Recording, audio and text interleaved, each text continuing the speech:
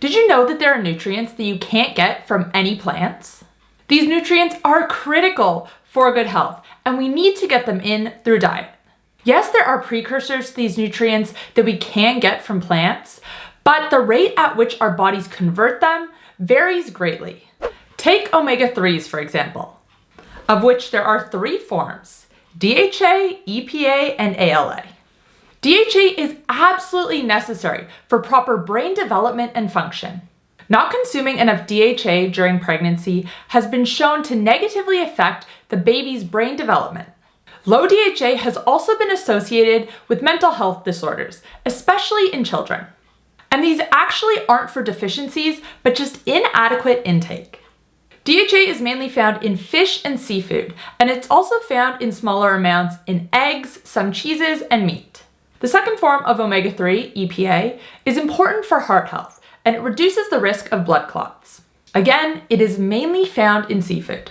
And the third form of omega-3 is ALA. This is the form that's found in chia and hemp seeds, nuts, and tofu. Now, the reason that the 3 get grouped together is because ALA can be converted by the body into DHA and EPA. But the reality is that the conversion rate is very low. Depending on genetics and other factors in the diet, only 1 to 10% is converted to EPA, and only 0 to 5% is converted to DHA. On its own, ALA acts like any other type of fat we consume, and it doesn't have the heart health, the brain health, and the anti-inflammatory benefits that DHA and EPA have, which is why it is so important to get DHA and EPA directly from foods such as wild salmon, sardines, mackerel, oysters, goat's cheese, and egg yolks. It is also found in algae oil as well, which is available as a supplement. And algae is technically not a plant. The next nutrient is vitamin A1, also known as retinol.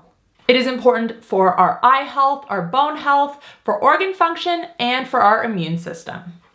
The best sources are beef liver, wild salmon, grass-fed butter, egg yolks, and cheddar cheese. There is no fruit or vegetable that contains vitamin A1. However, similar to omega-3, there are fruits and vegetables that contain the precursor, beta-carotene. These foods include sweet potatoes, leafy greens, and carrots. Also similar to omega-3s, however, is the fact that up to 45% of people are only able to convert a very small amount, if any at all. Now let's move on to vitamin D3. This is the same form of vitamin D that we get from the sun. But we can also get it through our diet from foods such as cheeses, egg yolks, butter, wild salmon, and sardines. Vitamin D3 is essential for bone health and immune function. There is no vitamin D found in plants, with the exception of mushrooms, but the form found in mushrooms is actually vitamin D2, which we'll circle back to in a second. But again, mushrooms aren't technically a plant, they're a fungi. Vitamin D2 is also fortified into certain foods, including cereals and nut milks. However, once again, vitamin D2 is not the same as vitamin D3.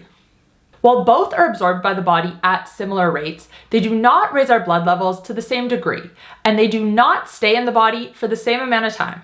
Vitamin D3 is superior. Now let's talk about heme iron, which is important for muscle and brain health, and organ and immune function. Heme iron is rich in red meat, oysters, sardines, and chicken. The other form is non-heme iron, which is found in lentils, seeds, and nuts. The downside to non-heme iron is that it is less bioavailable. Our bodies are not able to absorb as much non-heme iron as they are heme iron. A lot of people, women especially, are not getting enough iron in their diet. And avoiding meat and animal products is a large part of the reason why.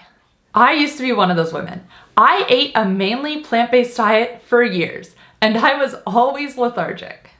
Come to find out after a blood test that my iron levels were very low.